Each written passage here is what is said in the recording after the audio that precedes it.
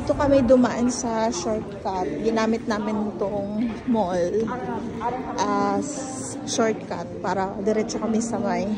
From Jollibee, mas malapit yung lalakarin namin papuntang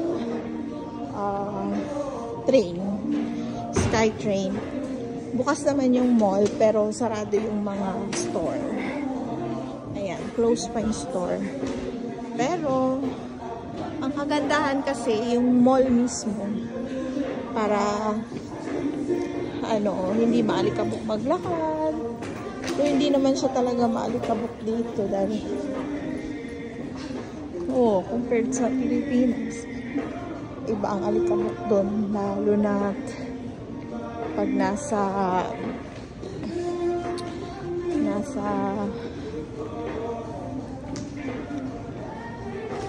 yan. So dito close pa lahat ng mga mall, I mean mga stores, pero pwede natin siyang daanan as shortcut.